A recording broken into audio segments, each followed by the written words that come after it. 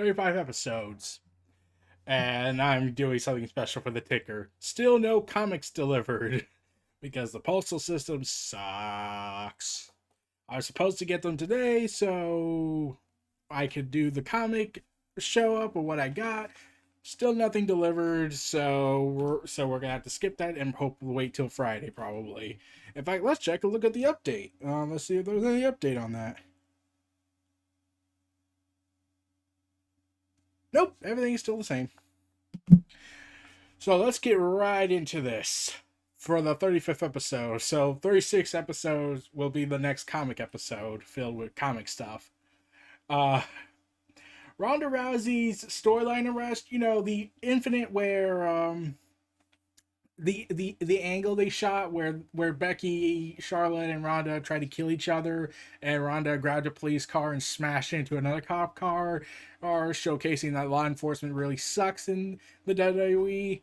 And someone even admitted that if this was legit, it would have been like the end of WrestleMania as we know it.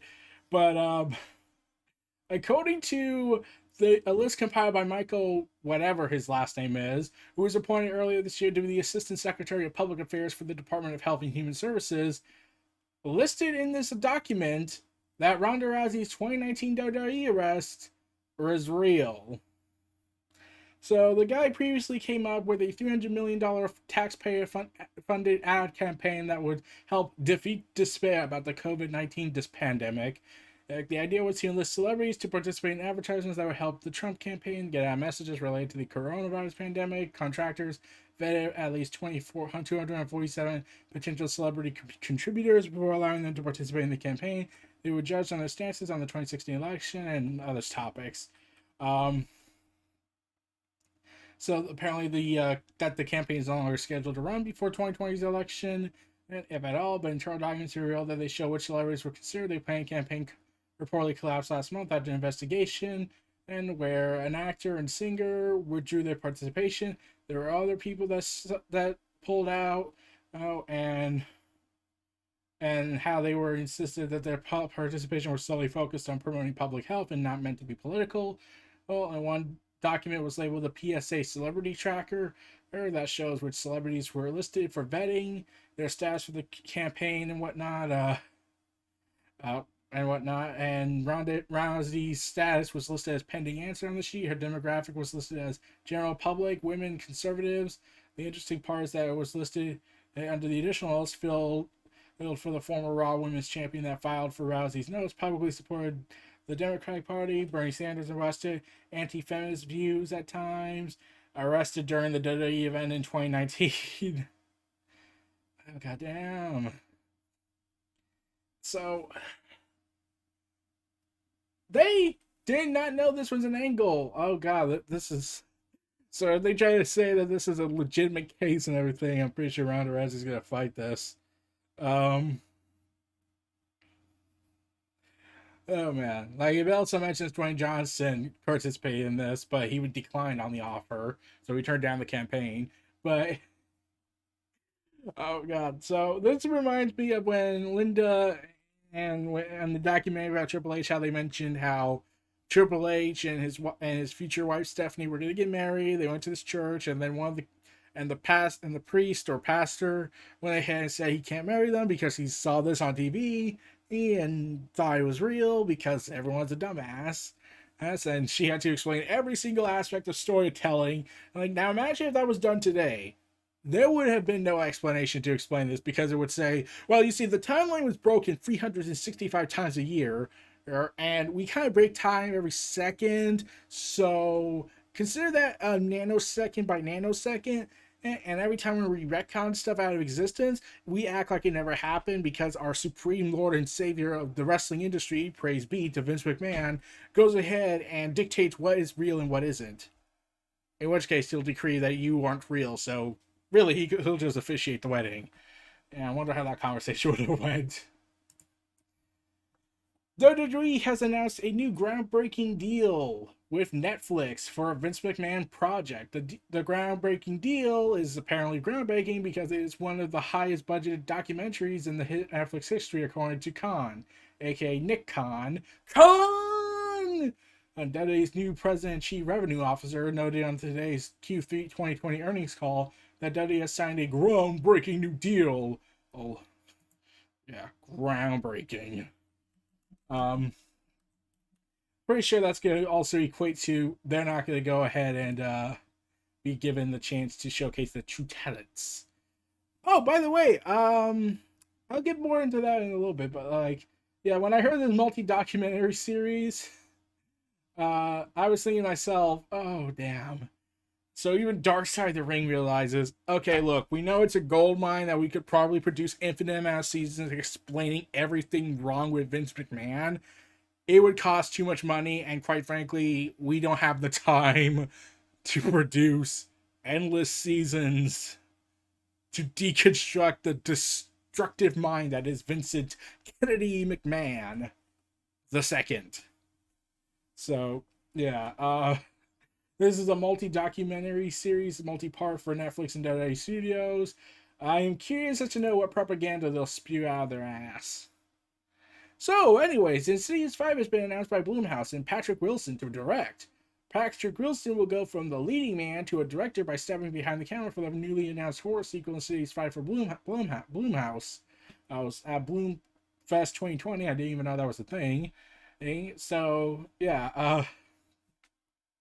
the Insidious series is returning, and Patrick Wilson is set to direct it. Saying this, I'm honored and thrilled to be at the helm of the next installment, which will provide an amazing chance to unpack everything that the Lamberts went through a decade ago, as well as to deal with the consequences of their choices. Directing the movie is both professionally and personally a full circle moment for me, and I am extremely grateful to be entrusted in continuing this tell this frightening and haunting story into the further we go. One of the primary reasons the interest and appetite from fans has lasted for Insidious is because people involved in the first film have stayed involved and kept it vital, interesting, and good. I'm so grateful to our collaborators on the franchise. Producer Jason Blum said, "We're excited to have Patrick return as Jaws and to make his directorial debut in a franchise he helped launch to drive the story further into the next generation with Ty." And he said Stephen Bursch, president of Screen Gems. I gotta be honest, I forgot this was a thing. I admit, I completely forgot about this franchise. I did not remember any of it. So, we got an update on Moon Knight. So, not only have they found Oscar Isaac will be headlining the drama series, they also apparently have the director. Class director Mohamed Diab will helm the superhero series, joining showrunner Jeremy Slater and writer Bjorn DeMeo. Oh, neither Marvel nor Diab have commented on the report, though, from Deadline. And Diab's hiring comes just a day after reports that Star Wars alumni Oscar Isaac.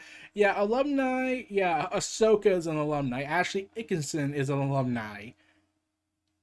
What was Poe Dameron's character again? I've completely lost track on that.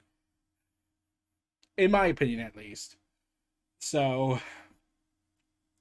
yeah, they're set to start the production of this show, so look forward to that. Oscar Isaac's currently busy dealing with the delayed Dune project.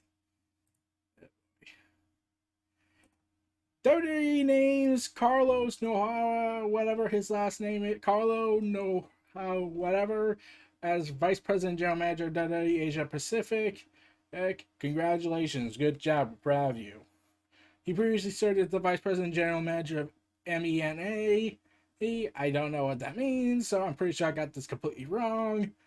But it was part of their huge earnings, and well, we're safe, I think. Oh, man. There was something else I recall hearing. I'll be right back. I'll get right into this. Let's see what exactly that was. It was something. It was... Yeah, this is something that pissed someone off, I think. Like, it has to be something that pissed people off. Yeah.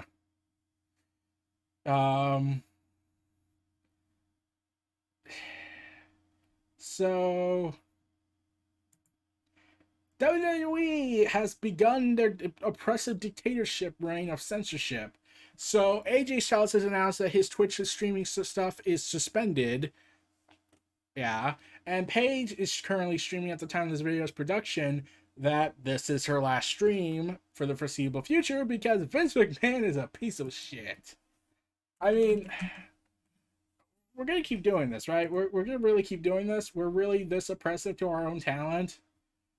Like, I have not seen this amount of oppression. And, like Cesaro, Mia Yim, they also joined the banning, the banishment of suspension. And so this is part of that third-party declaration of war that pissed everyone off. So, yeah. Still not happy. Chad Gable talks about the Shorty G gimmick. Oh, God. This is what he says. I always ask for opportunities. I've been in Vince's office. I talked to the writers. I'm constantly asking for opportunities. When I finished King of the Ring, it was explained to me that this was the direction we were going. I'm not the type of guy that's going to go in and ask for an opportunity when given it and complain about it. That's not my philosophy on life. I got my opportunity. Is it the perfect situation? No. In an amateur wrestling, me being short was not a thing because I was on a team of 55, 60 kilo guys who are not even 5 inches. I was on the taller end. It was fine. I got the opportunity I asked for, but it started going off the rails. And when I was doing segments with guys that I'm taller than me, then I'm going to try and give it every ounce of energy I have because I'm committed to it. At the same time, though, was it worth it? Like, what? That was like the biggest stupid gimmick I ever heard in a long time, where they basically height shamed him. Like, I don't get why they thought this was a good idea. And the fact that Chad Gable, like, I feel sorry for him, honestly. The idea that he was being told, oh, this is your opportunity, kid. We're gonna go all the way with you. Not really, but like, yeah, you're gonna go all the way, I think. You poor bastards. So, Chavo Guerrero, let's talk about another horrendous offensive gimmick. Oh, man. So, in 2005, Chavo Guerrero underwent a character transformation when he became Karen White. He denounced his Hispanic heritage to become a stereotypical white male, compete with not-so-subtle racist undertones, and he was ready to take things a lot further with the gimmick, which I was like, oh, god damn. So, this is what like, he was really pissing everyone off at the time, apparently. The whites, they hated him because he was making fun of them. The Hispanics hated him because he was denouncing his heritage. He had everyone hating him, and a true heel wants everyone to hate him. Yeah, except Sergeant Slaughter didn't want people to try and assassinate him because he did a gimmick. And then he told Vince, I want to come out in a white sheet. He was like, yes, I love it. I never ended up doing that because it got too risky and racist. God damn it. So what this essentially was him admitting that he wanted to come out in a KKK sheet.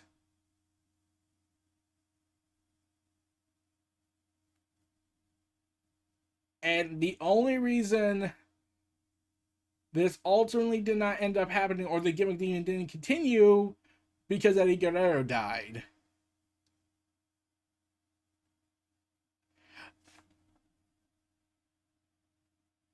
Wow. Yeah. Yeah, I'm not gonna dig into this. So, Thunder Rosa, everyone's favorite wrestler in the NWA Women's Division. And so there was reports going around that AEW and WWE have an interest in Rosa and they want to sign her. He also was Dave Meltzer also said that he was told that Rosa would be going to WWE after losing. However, she made a series of tweets where she had images of AEW, WWE, and NWA question marks. However, Billy Corgan came out and said Thunder Rosa is under contract with NWA till through 2021. No, she is not leaving NWA. You have to love press and media reports that don't contact the company she is under contract to, who will instead listen to someone who has my email address but doesn't write and ask. She's under contract through 2021, and there's a reason for that. It's called excellence and faith. So, yeah. So really, Thunder Rosa's not going anywhere right now. But the AEW kind of still has her in the winning area because she is theoretically part of AEW thanks to the NWA's working agreement with them. But let's get, I'm excited to see what Thunder Rosa can bring to the table. When since now she's gonna get on a get back my title path, it seems. So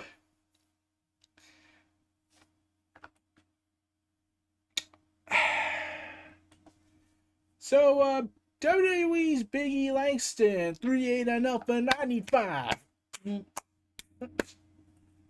So he revealed. Okay, so remember how the New Day would toss pancakes, dance, and not take wrestling so serious, wanting Graves to lighten up. And New Day would often throw toss and pancakes, unicorn horns, or ring gear, a perfectly harmless toss that wasn't out to hit anyone. Oh god damn it! Vince McMahon went on the offensive over it. I will be offended for Corey Graves. This is what Big E revealed on the WWE after the bell. I think it was the pancakes, and it may have been an on cam and I disrupted it. He who shall not be named. So Chris Benoit? Because that's the only time you should say his name, not say his name. But because Vince McMahon has a policy where he wants to be Voldemort, because if anyone says his name, he will be He will be firing them. He's asked us to stop throwing things at you. It's one of those things where if I'm not told to do something, I'll stop and then I'll wait a month before because he'll. Oh God. God.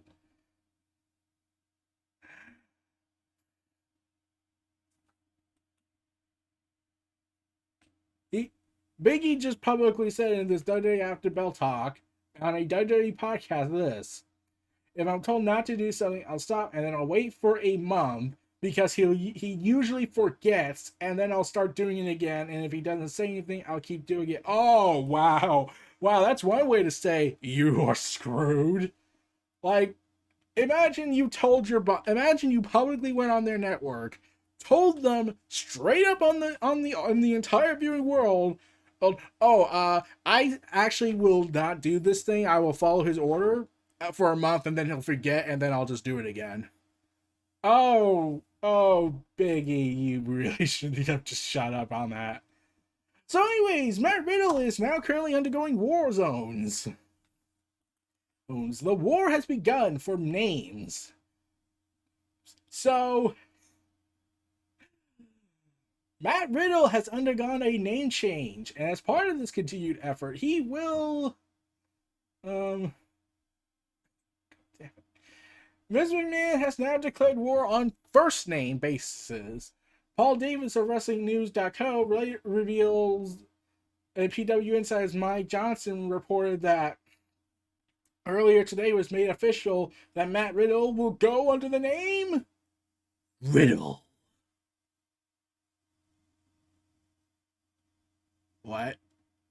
Yeah, they really did this. So Matt Riddle, in his attempt to try and act like he's cool with this, because I refuse to believe it, for the sake of my sanity, is that he's cool with just being called Riddle and whatnot. And I was like, oh god damn it, this is gonna lead to the Hurricane returning, and they're gonna do hit the Riddler. Oh god damn it, we're screwed. Matt, get out of there now.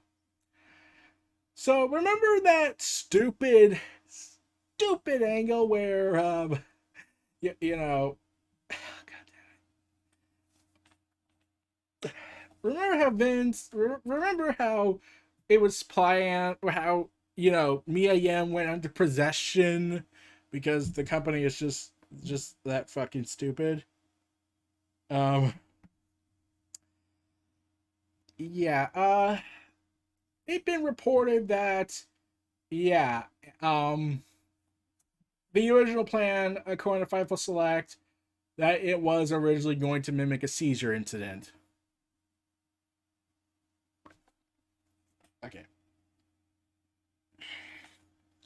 Okay. So, what Mia Yim mentioned in her Reckoning account, how it's not a seizure, not an epileptic, but a possession. That was actually supposed to be, let's do it. Let's tell every epileptic seizure person, epileptic, that they are idiots and that you are only faking it. Way to fucking go, Vince. Way to fucking go. Oh, and here's the twist. So let's see. Being forced to be told we own your real names, not going to cause a fuss. But taking your Twitch account away, not going to cause a fuss. But no. What will cause a fuss? They said, no, this is where we draw the line, Vince. We are not doing it. Let's do a possession angle. Except the possession doesn't make sense if there's no break, if there's no big payoff to it. Instead of just saying she was possessed. Okay, by what? Um, um, um, um,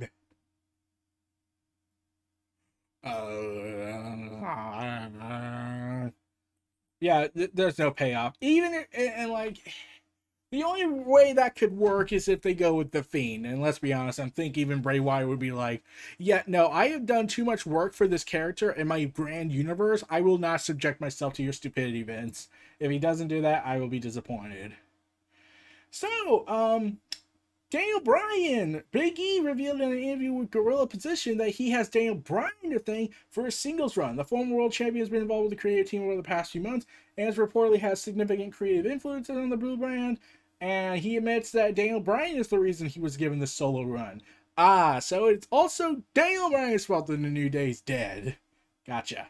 But yeah, Daniel Bryan is ready to, like, this is why everyone loves Daniel Bryan. Everyone loves the guy. Hey, let's go. Good job. We're proud of you, man. Alex Reynolds defends the safety protocols of AEW. Oof. So after Reynolds was knocked out and the man got back up under his own power, he later defended this on Pro Wrestling during a recent Pro Wrestling Junkies virtual meet and greet, saying, "No, I think our team does a fantastic job. I think they took care of me right away when we all realized I was hurt. They got me out there nice and safe. So it's a contact sport, you know. Injuries are going to happen. I think they've shown that they can handle those situations. So yeah, I don't think those safety concerns are validated. As someone who's kind of just lived through it, I put my trust fully in the staff."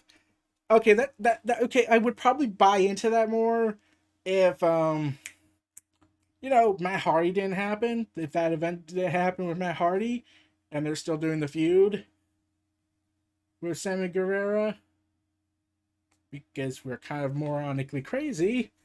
Though hopefully since it's being a cinematic match, hopefully that stops anything from disastrously happening.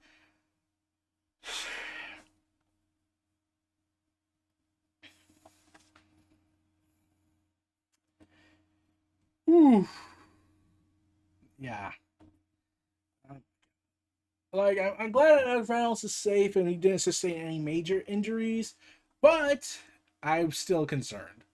Meltzer has Fightful Select has reported that there was actually, so the COVID virus that had broken out for like the fourth or fifth time at this point, I've lost count, uh, has revealed that there was a superstar pulled from the event. So there was good. So during NXT's main event, Halloween Havoc, which I will hopefully talk about the event as a whole, well, because it virtually was a takeover for all but name. And Indy Hartwell was scheduled to be under a Ghostface mask and do a run-in during the NXT Women's Championship match. The angle still took place as a masked individual. It did help Candice LeRae, but the unmasking spot was ultimately scrapped. So, yeah, they could probably still do the role, but due to the COVID outbreak, they had to stop it. They had to not reveal who it was. So, and even then, she still lost. So, yeah, it doesn't really matter in the end. Uh, so, so, I got a message from something. Okay. Sorry about that. But we got an update on Game Pass from Xbox's world. Xbox Game Pass adds remastered classics and spooky adventures. Full throttle! Five Nights at Freddy's. Boo! Yay! And Celestis. These are just some of the most highlights, but that also comes to the 27th that came out 2 days ago. Cardo, Day of the Tentacle remaster, PlayerUnknown Battlegrounds. Oh, god damn it, that game. But for those leaving on the 30th is Lego Star Wars 3, Rise and Shine, Takamo, The Lord of the Rings Adventure Card Game, Red Strings Club, After Party, and whatnot. Oh wow, they really did not update this in time for me. So PlayStation 5 has announced that DualSense controller haptics can be turned off. So in a tweet they said that that came out,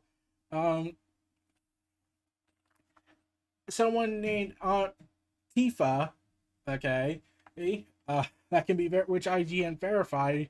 A vibration effects can be turned off through the accessories tab in the settings, saying this in a tweet. Hey, so I have a DualSense, and I thought it was important to highlight this bit from the instructional manual. You can turn off vibration trigger resistance from the PS5 console.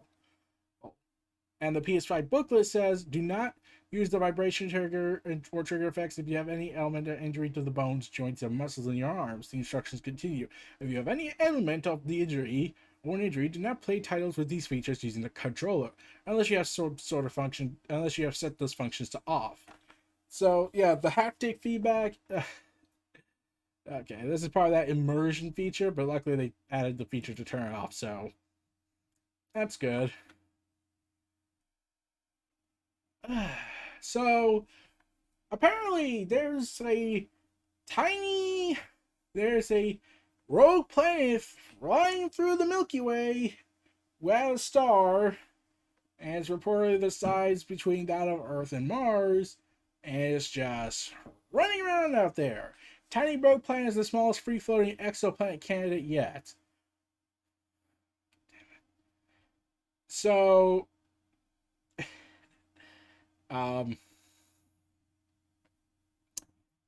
will it reach us though? I'm concerned. After how this year has been, I would not be surprised at this point. Like, we could literally be expecting the dark side to show up and everything would make sense. In fact, that would actually make more sense. So, Netflix is raising prices again. Yay. Because that was a great idea. So they're raising the 2-stream HD standard plan will increase from $12.99 to $13.99, while the 4-stream 4K premium plan is raising from $15.99 to $17.99, and the 1-stream small definition plan will remain priced at $8.99 a month. Yay. Yeah, no one likes to hear this, but all new subscribers will pay this price, while current subscribers will see the price increase over the next few months, according to the Netflix representative who spoke to Variety. Damn it. We understand people have more entertainment choices than ever, and we're committed to delivering an even better experience for our members. We're updating our prices so we can continue to offer more variety of TV shows and films. In addition to our great fall lineup, as always, we offer a range of plans so that people can pick the price that works best for their budget. Yeah, especially after the controversy you had, I'm pretty sure that was a great idea.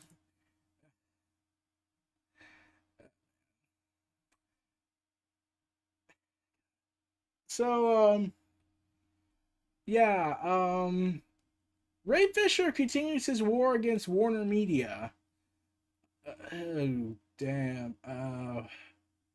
Ray Fisher, who was Cyborg, has elaborated about his previous allegations against director Joss Whedon, telling Forbes, Whedon digitally altered the skin tone of an actor of color during post-production, accusing the director of purposely erasing several characters of color, including Leslie Clemens, Iris West, Zhang Kai's Ryan Chow, who was the Atom. Iris West is obvious.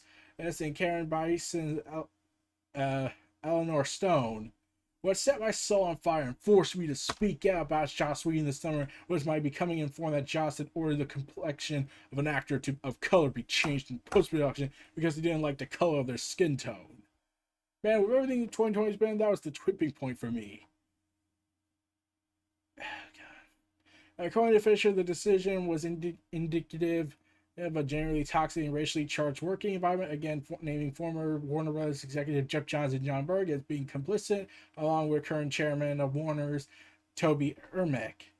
Prior to Justice League's reshoot process, blatantly racist conversations were had and entertained on multiple occasions by former and current top level executives at Warner Bros. Pictures. Fisher said decision makers that participated in those racist conversations were Jeff Johns, John Berg, and current Warner Bros. Pictures Group Chairman Toby Emmerich. Race was just one of those issues with the reshoot process. There were massive blow-ups, threats, coercion, taunting, unsafe working conditions, belittling, and gaslighting like you wouldn't believe. Oh, damn.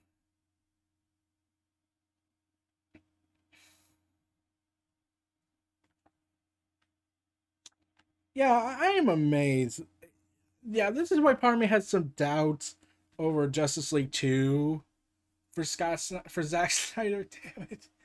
I'm thinking, yeah, even if there could be another Justice League Zack Snyder edition movie, I don't think they'll bring back Ray Fisher because though at the same time Zack Snyder revealed that Ray Fisher was very important to the plot, the cyborg character, but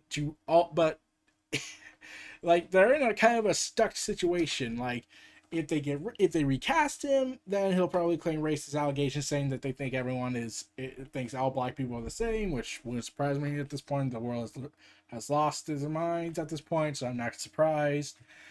And then, or if he doesn't fix, and if Warner Bros. Doesn't change their attitudes with allegedly, then Ray Fisher's probably going to keep bringing more bad press to them. If they do make a second Justice League movie under Zack Snyder's direction.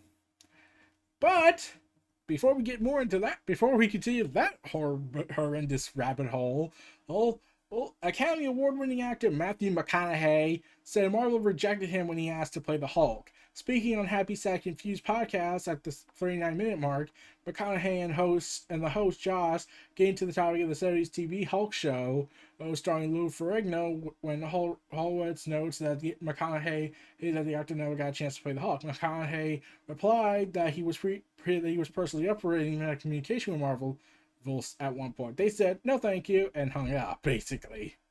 It wasn't made clear at what point McConaughey had the conversation with Marvel. Mark Ruffalo announced he would be the new Hulk actor at Comic Con 2010, and he has had the role ever since. He replaced Edward Norton, who starred in the only Hulk MCU solo movie, The Incredible Hulk, in 2008.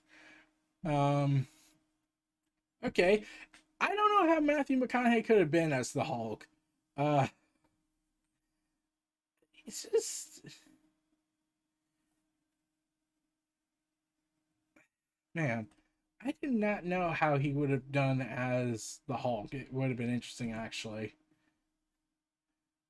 Would he also play Bruce Banner when that happened? So we got bad news. Bad news, everyone. Rainbow Six Quarantine and Far Cry 6 have been delayed. They revealed that the COVID virus has pushed back the release dates, but an update did come out during the Q&A portion of Call with Investors. Ubisoft's Yves confirmed that Far Cry 6 and Rainbow Six Quarantine could have been released on time as planned if there were no COVID pandemic, saying that Ubisoft is continuing to optimize its workplace to best suit work from home conditions. Yeah, especially since France is going on lockdown for the second time. So now they're past March. Yeah, sucks. Generally sucks, but I'd rather wait instead of rushing the game to market because we have a virus crisis. So according to Raven Software co-founder, the original codename for Star Wars Jedi Knight 2, Jedi Outcast was incredibly Rocky's Pizza. Okay, IGN sat down with Raffle to discuss Raven Software's broader history in the latest episode of IGN Unfiltered, along with discussions on Black Ops, Cold War, and everything. When asked about behind the scenes, he said, there was really weird way that this unfolded. We were with Activision, we were working on Soldier of Fortune and stuff, and then I get a call from the guys, hey, would you want to work on a Star Wars game? And we were like, what? Codenames for secret projects were incredibly common for consoles like Xbox One's Drago to Star Wars, Return of the Jedi's Blue Harvest. These were usually vague phrases or words, but the codename for Jedi Outcast ranks high on IGN's all-time best. We had to call it Rocky's Pizza as a codename until we could tell everybody in the company. We had to keep it on the down low until it got solidified. Raffle went on to discuss the team's perception of their own work, as well as the first time Raven showed the game to LucasArts. The id Tech was very important to us. The Quake Tech, we knew we had something special when we did our first prototype, and everyone poured their heart and soul into it.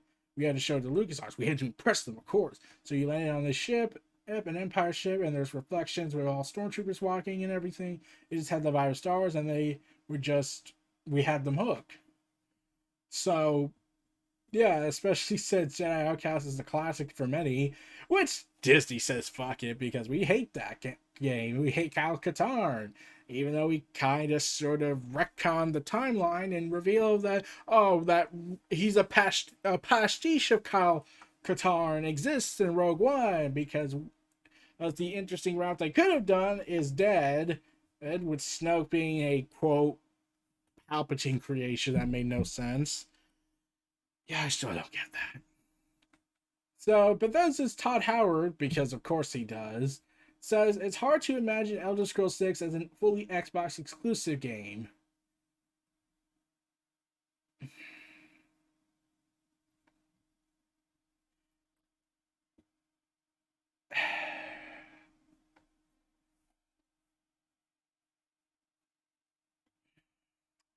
So he says I would agree that it's hard to imagine regarding it, but would say no more on the subject. Todd, do I have to explain why? In fact, why can't you just leave? You've ruined so much. Fallout 76 was the nail in the coffin. Then Paid Mods was a thing, and then you try to kill that. So the Watch Dogs 2 lead actor has not been asked to return for Watch Dogs Legion. So Ruffian Princeton's has not been asked to reprise his role as Marcus Holloway for Watch Dogs Legion, all but confirming the character will not return to the new game anytime soon. Especially after the announcement of Watch Dogs' original star Aiden Pierce returning, you may expect Marcus Holloway to make an appearance too, not least because it was the ending of the second that he's moved to London setting, where Marcus' story left somewhat open-ended. However, Watch Dogs 2 supporting character Rents has subsequently announced as a post-launch Legion character with no mention of Marcus forthcoming. He said, I haven't heard from Ubisoft. I would love to reprise the role. It's one of my favorite things I've ever done. When Aiden was announced, I was like, oh, maybe there's potential. And then, of course, Wrench was in the game. He's my main partner in crime Watch Dogs 2. So I think the realm of possibilities still exists, but I have heard nothing from Ubisoft. But if they call, I'll absolutely jump back in. Yeah, why don't they bring him back? Like, I'm confused, honestly. Why can't they bring him back? Is there a reason? I'm pretty sure it's not as bad as what happened at Borderlands studio. Oh, but yeah, I would like to see Marcus Holloway come back in the game. Tiny Toons reboot series coming to HBO Max and Cartoon Network. Is this part of the continuing saga of destroying our childhoods potentially? So it's announced that for many kids, Tiny Toons was their introduction to the world of Looney Tunes, and over time, Buster, Babs, Plucky, and all the characters grew to be just as beloved by an entirely new generation. The continuation of our great creative partnership with Ablin Television will bring these characters back for fans of all ages to enjoy. These smart, hilarious, and cheeky characters have left an undeniable impression on the childhoods of so many. We are thrilled to be able to continue our relationship with Warner Brothers Animation, HBO Max, and Cartoon Network to reimagine the Tiny Toons for new audiences. And we know that fans of the original series will be just as excited to share their show with their children as they would revisit a childhood favorite. Pronounced as a full 2-season and straight to series order, Tiny Toons Luniversity. Yeah. Oh, God damn it.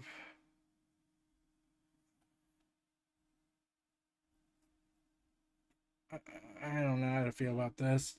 The continuing saga of destruction probably continues. It was reboots are a valuable detrimental health hazard to our entertainment of culture. And last but not least, Final Fantasy 16 introduces its 6 realms. Square Enix has detailed the 6 realms of Final Fantasy's world, providing us with more information about the game's setting. As we learned from the game's teaser website, the land is studded with colossal mountains of glittering crystals called Mother Crystals. These Mother Crystals will provide ether to the people of whatever, I can't pronounce the names, and wars have been fought over the ownership of these powerful resources. This split the realm into warring states, each with their own quirks and characters. It's very Game of Thrones. 5 nations have a dominant, a special person imbued with a transformative power of an Akon. Can special summons that can level nations. You hear me? They have special summons that can topple nations. I'm pretty sure it's Eidolons. Depending on the nation, a dominant can be seen as a royalty or a force to be feared. And here are some of the information. The Grand Duchy of Rosaria. Rosaria is a nation made up of small independent provinces in western Valhestia, and it's where the game's protagonist hails from. His brother Joshua Rosefield is the realm's dominant, who is powered by the Alcon on Fire, a great phoenix. The realm's mother crystal is called Drake's Breath, and is held on a volcanic island off the coast. Rosaria's prosperity has been hurt by something called the Blight, which threatens to bring the realm to its knees. The Holy Empire of Sambrikia. Sambrikia is a theocracy ruled by the Holy Emperor, who is worshipped as a living manifestation of God. We have seen the forces of which God has never seen. The capital is Orethrim, which is actually built upon Drake's hand mother crystal that supplies the realm with its all-important ether. The Royal's dominant serves as the Empire's champion and is known to rout its enemies on the battlefield. The Kingdom of Raylode is based in the eastern portion of Valhestia, an area simply known as Ash. Orcs and beastmen threaten to overthrow William's rule, but the realm's dominant and ruler has used the power of the Drake's spine mother crystal to create a mighty army to stop them in their tracks and seek expansion beyond the borders of Ash. The Dahomician Republic, I'm pretty sure I butchered that name wrong, I cannot pronounce fantasy names most of the time, is ruled by a parliament made up of representatives from 5 states in the southern Valhestia. The area draws its power from the Drake's Fang Mother Crystal, which is hidden in a mountain range. The area's dominant is a special advisor to the Republic's parliamentary and channels the power of the Titan, an icon of Earth. The Iron Kingdom, made up of coastal islands in western Valhestia. The Iron Kingdom is ruled by an extreme faith called the Crystallian Orthodox, who worship the Mother Crystals. The kingdom is often in conflict with Rosaria over Drake's Breath Mother Crystal, which sits at the heart of one of the kingdom's islands and provides both nations with their power. Its inhabitants are known as the Iron Blood, who are isolated from the mainland, speaking their own language and treating dominants as unholy abominations who are executed upon birth. And also, they kill children. The Crystalline Dominion. At the heart of Valhestia is the Crystalline Dominion, which is built around a tall mother crystal known as Drake's Tail. The 5 realms used to war for control of the crystal, but an armistice was reached upon, which left the area autonomous and controlled by a council with input from each state, except for the Iron Kingdom. As such, the area does not have its own dominant.